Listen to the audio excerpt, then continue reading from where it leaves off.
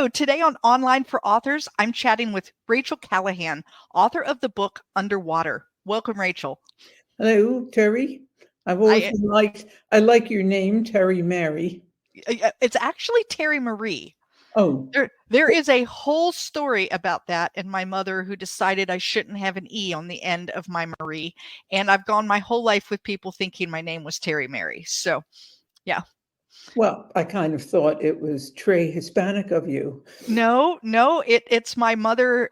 Yeah, I just don't think that women who've just had a baby should actually be allowed to make decisions like that last forever. I think the hormones are just too much, but that's a whole nother story. And I actually think I'm going to write a personal essay someday about my name and how I got all that I got. But anyway, let's get onto your book, Rachel, and tell me very quickly, what are readers going to get when they open up the cover of Underwater?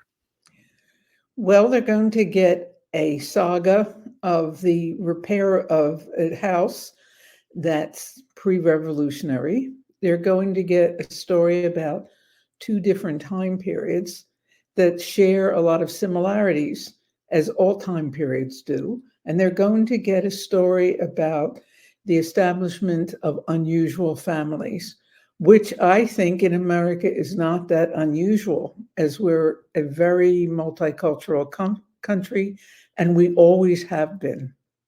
I agree. And it's going to be a story about shared traumas through time and how similar they are, both people having PTSD and other things. So they're going to get a lot of, I'll say stuff, because I'll monitor my tongue. I learned to say things that ladies shouldn't. At an early age, be slightly hippie-ish. 3, working in the ER. You got a little bit of everything there, right? Yeah. It's a little bit like my husband who was in the military. There's certain things that you can expect to come out of his mouth, because how else do you survive 25 years in that setting, right? Yes. Right. So this book definitely has a historical fiction flavor to it. Although I wouldn't call it, I mean, it is historical fiction. We go back into history, but it's more than that. But why the historical fiction? Like, what about historical fiction drew you to that? Because this story could have been told maybe in a way without any history. What drew you to the history part? Lord knows. It just came when I write. Each book I write is entirely different, and what comes out is what comes out. We bought this house, just like the couple in the story, over the internet during the pandemic, when we couldn't go across the country and view it. We had it vetted like insanely much, and everybody lied to us. So we got here, and instead of being a Victorian, my favorite period house, the farmhouse turned out to be from the early mid 18th century. Most of the houses around here are from the 1730s. And it turned out to be in way worse shape than we thought. And it turned out to be a time during the pandemic when you couldn't get supplies, you couldn't get contractors, you couldn't get anything done. And here we were in our dotage, being like young college students living in part of a living room. And my husband immediately was angry, and then he fell in love in a bromance with the veterinarian next door, and his dog loved the property, and that was it. Then all of a sudden he didn't want to move. I said, let's rent another place. Let's buy another. No. And we do have wonderful neighbors. Our neighbors down the street have an old mill, and they have a house in front of the mill. They've converted the mill into a house, and the house in front of the mill is the old kind of mill manager cottage. And we rented that, but my husband would only let me cook there. He wouldn't sleep there because he wanted to sleep in his own home, even though his own home didn't really exist. But, you know, men, they live in the fantasy of their own minds. So here I was, and You'd think that I would set it in revolutionary times, but for some reason it came out. The pond in the backyard came out to was built in Victorian times, and it turned it into a Civil War period, because I feel that that's more seminal in some ways to the American story than the Revolution. Yeah. Yeah. And the melding of peoples in our country and what goes on. So that's what happened. And I have to say that I was so angry at being lied to that I envisioned someone who had helped sell us this house in the pond, but that that story didn't come out. I see. So from what I'm hearing, it sounds to me like you're more of a pantser than you are a plotter. Is that correct? Yes, I evidently don't have the vision to plot. I have the vision to have a vague idea where I want to go, but that doesn't mean that my little keying fingers will work it out so that it goes there. Sometimes it goes in an entirely bizarre direction. So I'm like you. I'm very much a pantser. I have a vague idea, or maybe a character. Like there's this character, and I think this character needs a home. We've got to do something with this character. And then it just starts happening. And I've tried plotting, and it doesn't work for me. I spend a lot of time plotting, and then I throw the whole thing away because it never goes that way. Yes, and a lot of other writers will come down on you saying, oh, you have to plot. Yeah. How do you know it's going to happen? How are you going to do it? Etc. And I find that if I start plotting, I just work myself into a wall and then have to just throw the whole thing away. Yeah. And, at my age, I don't feel that I have the time to do that stuff. Again, for a long time, I was really concerned that I wasn't a quote unquote real author because I did not plot, and I do not write every day from a certain time to a certain time. And there's certain things that you hear that, you're supposed to do that I was not doing. And I've since come to realize that there are a lot of people like me who are pantsers, and that there's more than one method, more than one way, and even the plotters can't agree on the best way to plot. So I think that really the best way to get a book out is the way that it works for you. Yes. Yeah. And I would encourage anyone who possibly listens to this, who wants to write, to find your own way to do it. Exactly. And just do it that way, and ignore the other people unless you have serious trouble doing it the way feels natural to you, and then get help. Right. But I never really, I had an excellent writing group, but then I moved across the country, and one of them has survived the move, who is just a wonderful beta reader, and she never lets me get away with anything. And that's the best. Right. Somebody who says, oh, this is great, don't listen to them. It's never great in the beginning. No, in fact, I always say my first draft, I call it word vomit. I've gotten out the story. It's out of my head. It's on paper. And now I can really start working on it. Yeah, I differ in that I'll do one piece and go back and look at it and read it again. I don't know what came out. It's amazing to find how many missing words, added words, how many times I use the word TO for 200. TOO. And, things that I would go, oh, how ignorant. If I were being judgmental of someone else, I go, oh, how senile when I'm doing judgmental of me. No, I definitely agree. I just get it all out on the page. Then I go back and do all of that and find all of those missing words and misspelled words and there for there, all the things I can't stand to see. And then at that point is when I start letting other people take a look and help me and figure things out, because I know that when I'm just writing, when it's there and the story's coming out, I'm really not too concerned with proper grammar and everything else. I'm concerned with get it out of my head. I follow the old adage of you can't edit a blank page. And so I just get it out on the page and then I worry about it from there. So. Yes, I don't know what I'm getting all out. I'm less of a plotter than you are even. I just write, and sometimes I'll send it to this wonderful beta reader, and she'll say, the story's going nowhere, or the character isn't acting like the character, and I'll Yep. go, okay, Oh, and oh, then really? go back and write it. But it's a scene; it's not Right. the whole book. Right. And I was surprised at the ascendance of one of the characters in the book, who to me is the best character, and nobody likes her. So Not tell to me mean, which not to mean character? Letty. Okay. And why? Not to mean that nobody likes her bothers me. Right. I think some people don't get her at the end, but I don't want to give away the ending like No, you no, said. no, no. So if I explained her, I'd love to hear what other people feel about her. And I'm going to a book club today by a wonderful friend in the neighborhood who's picking me up and is obsessing about the fact that she's not going to have the time to buy me lunch. And I keep saying, I can live on stored fat for 5 years. Yes. Don't fret about it. But she persists, but yet she persists. Yes.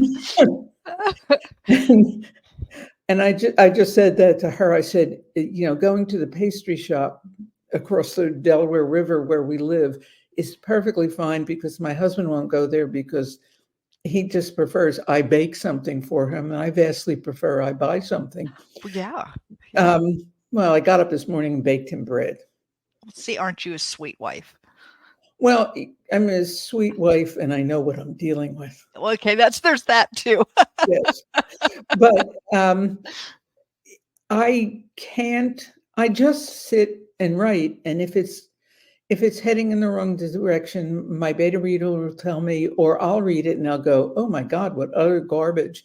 But I still don't know where I'm going. I just know I Right. have to head in a different direction.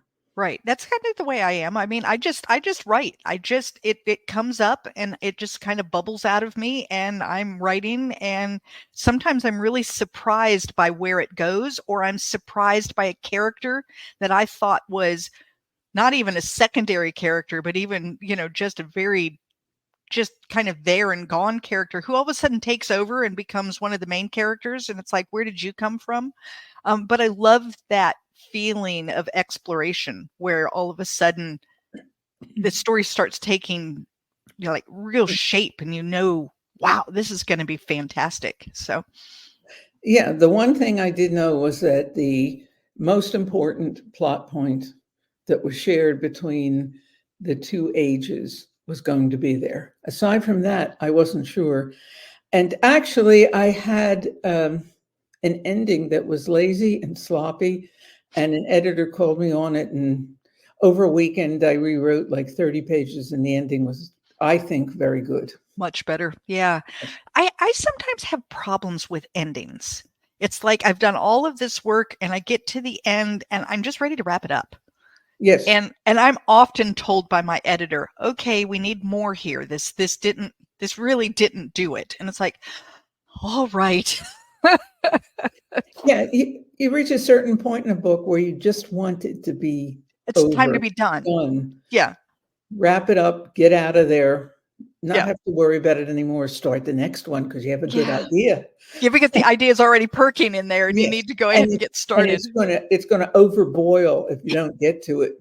And I it'll be keep ruined by the book I you're know. writing now, which will never be as good as the next book. I keep a little notebook that has these ideas in it, and when they start to bubble so badly that I can't focus on what I'm doing, I'll jot down a few ideas in the notebook, and then I say out loud to myself, there, are you happy? I'm not going to forget. Now let me finish what I'm doing. And I have to go back because I already have, I'm writing my 4th right now, and the 5th one is just churning in my head, and it's like, you've got to wait. I cannot write more than one novel at the same time. And I can't really write genre very well. I'd have to just do what I do because that's the way it is. So what is your next one about? So my next one is completely different than anything I've done before. And it is about, it's funny, it's contemporary, and it's a humorous look at a woman going through menopause. Oh, yes, because it's such a fun time. Well, and it's not fun, but it's funny Yeah. when you're not the one going through it. And I think that women, I know that the women who've read the parts that I've kind of shown around at this point all are laughing because they see themselves in this woman, and they understand the issues that she's facing and the things that are happening to her and the hot flashes that come at the very wrong moment and just all of those things. So yeah, that's the one I'm writing right now. And then I have a historical fiction idea that just won't shut up. And it's like, okay, I'm coming to you, but I have to finish what I'm doing now. So yeah, that's pretty typical for me. So you say your favorite character was Letty. Mm-hmm. And can you tell me why without giving away the story? I'm not sure that I can, not giving away the story, but I want people to come to her without any preconceived Okay. notions. Okay. Yeah. And I think it's very important because she's really the sum of a lot of different movements. And I would love to have so you read the book. Maybe you could have an hour where you have a bunch of different people and so you read the book.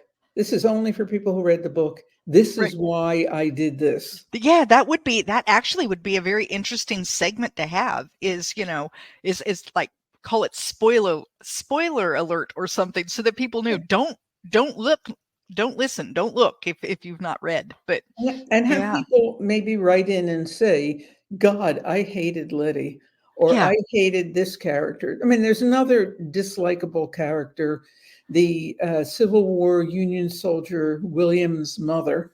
Yes, she But isn't very likable. yes, but she's coming from a Yes. time period Right. and a situation that makes her what she is. And I don't like when people judge historic figures or figures in the past on the way people behave today entirely. It's Right. not to say there aren't emotional tsunamis that come through life that are the same.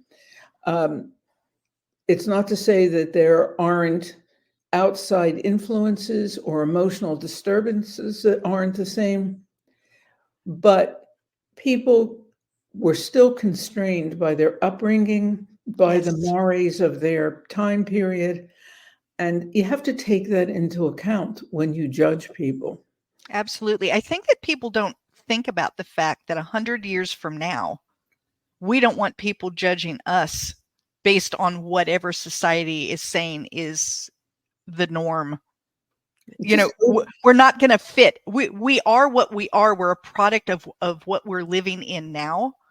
And you can't be judged in another time period. If we go to the past and look at me, I'm no good. And if we go to the future and look at me, I'm no good, because I'm here living in this life doing this thing. And so I agree with you. It's unfortunate that happens.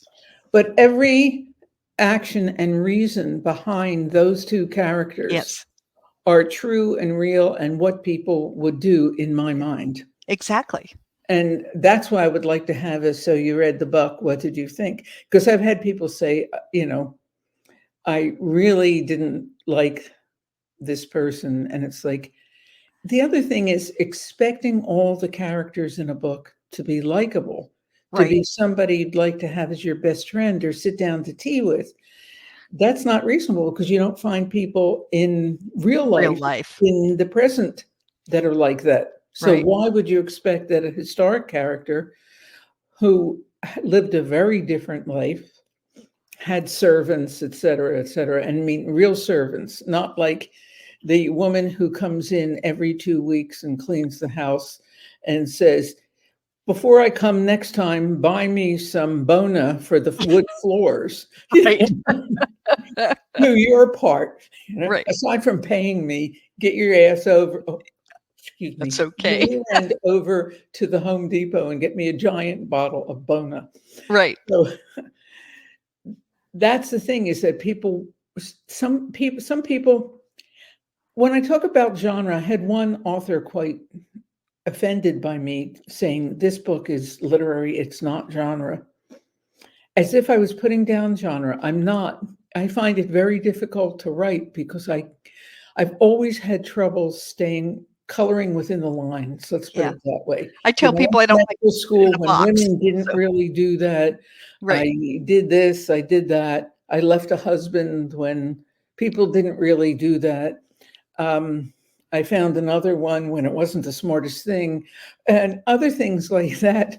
But genre to me is helping people read and enjoy it and feel comforted by the knowledge, say, in a cozy mystery, Right. that the heroine is not going to die. Right.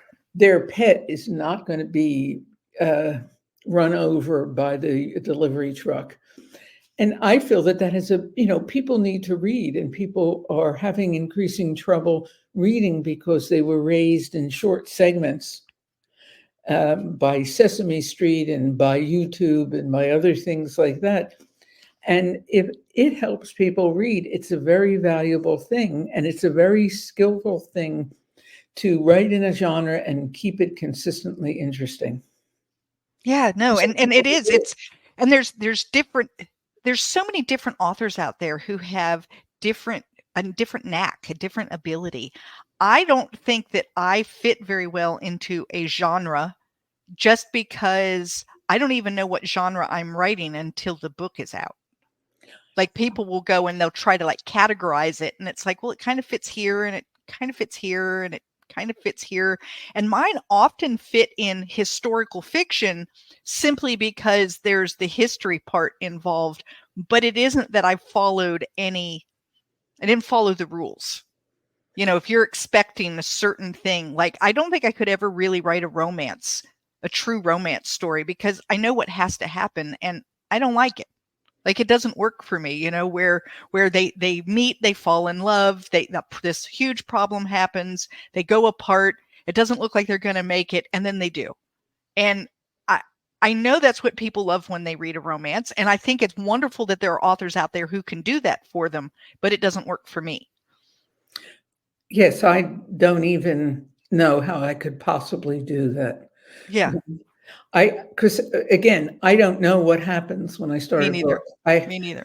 I have I want to write a sequel to the next book that's supposed to come out, which happens to be a thriller that's set in semi-modern times. Hmm. And then I want to write a sequel to that.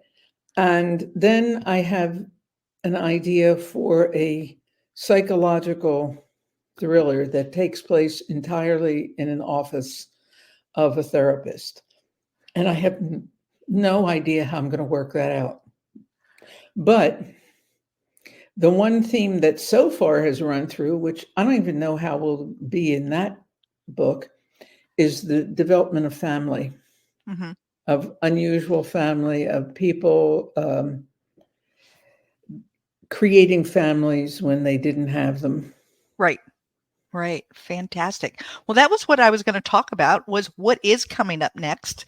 So tell us a little bit about this next book that you have coming out. Well, I have another book out, which is the outrageous parody Grab the Groom. It's a takeoff on reality dating shows. I'm doing that Okay. because I don't want to name the one, but it's Right. pretty Right. obvious. And in which the contestants are turning up dead one after another. And the womanizing producer and a money oriented writer and editor and uh, want to keep going despite the deaths. So they have to hide the deaths.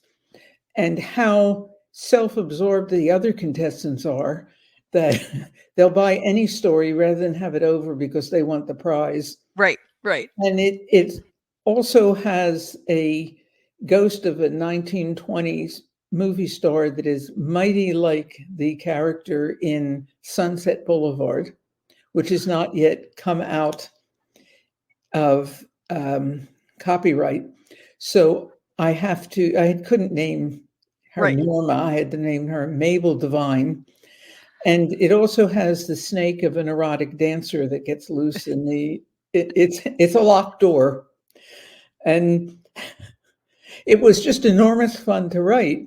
And I had It hasn't been out very long. I had a few very positive reviews, and then one that said that my most cherished character, who is a little girl who seems horrid, but is very strong-willed, very determined, and very driving, that I was fat shaming her. So I have written a blog post explaining what a parody is, Right. and saying that the classic story is the underdog who overcomes it. And rest assured, had you read beyond 10% of the book, you would have found that she is ascendant.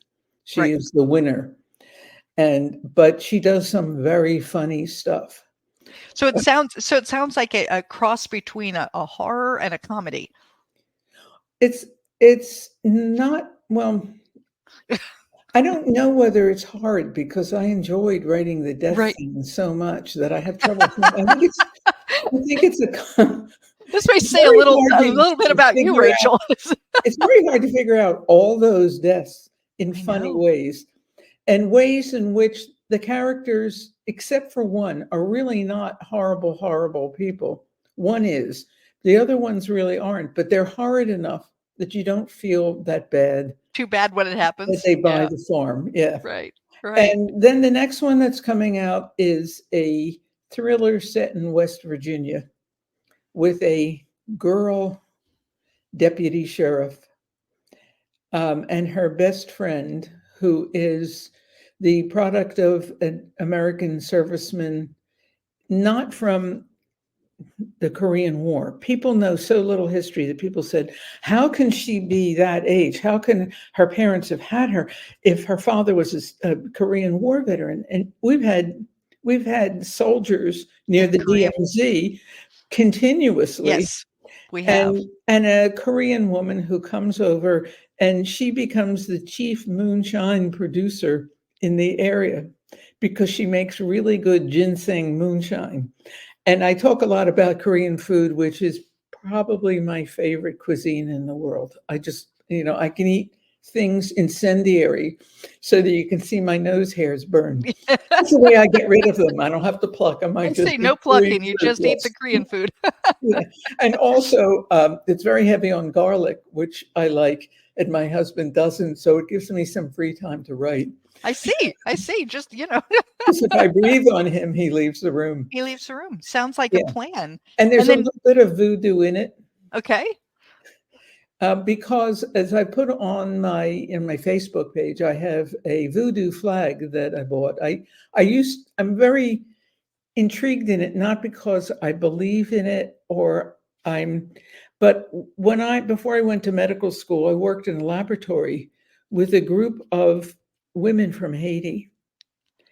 And they talked to me about the Tantan Maku and voodoo, and they really believed in it. Right. And I had respect for their beliefs, and I have respect for the fusion of religions, of Catholicism mostly, and the native Carib religions, and the religions brought over from Africa. I have just enormous respect for melded cultures, and that's a Yeah. very melded culture. Yes, it is. Yeah. Absolutely. So, and I have enjoyable characters in it, like her squirrel gun toting physically impaired father, who finds a sweetheart his age up the road, but is not allowed to drive because she took away his keys. And so he rides his riding lawnmower tractor to pick up his girlfriend. And it was just fun to write people that are lovable and quirky. Quirky. I love that. I love that. Well, hey, everyone. So these are some books you need to watch out for with Rachel. And if you want to continue this great conversation, head on over to Novels and Latte Book Club on Facebook.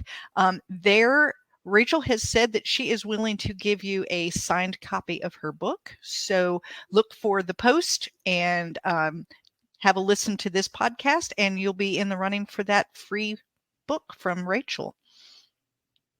So, Rachel, is there anything you wish that I had asked you that I didn't? No, but the egotistical author in me wishes you had spoken more about your feelings about the book. Well, okay, so let me say this out loud. I did love it. I definitely give it a 5-star. I definitely think you should read it. I was kind of floored by what was found in the pond. I did not see the ending coming. I mean, I kind of did, but I couldn't quite piece it together, which I think is really good. You kept me guessing, and I had some ideas, but when the reality finally hit, I loved it. You had some great side characters that I enjoyed. Um, I did. I did enjoy the book. I was surprised by how much I liked it, because you actually, when you presented it to me, said, "Now, if you don't like it, that's okay." And I thought, well, what does that mean? So I kind of went at it with, well, maybe I'm not going to like this book, but I actually loved it very much. Yeah, that's the way I introduce everything. If I cook a meal, if I make a cake, if I bake bread, because I just have respect for other people's opinions. Right. Oh, And right. if somebody didn't like it, I'm as curious to find out why as somebody did like it. And I apologize if I put you off. No, that's And all right. the thing is, the mystery is the least important thing. Exactly. It really is the least important, and yet it's what everything kind of hangs on. It's why the characters are doing what they're doing, and they're moving themselves forward, and then you get to learn so much about the characters because of this one little mystery. And finding out the answer to the mystery didn't really solve anything for anyone, except that it kind of brought some closure to people in areas of their life that they needed closure.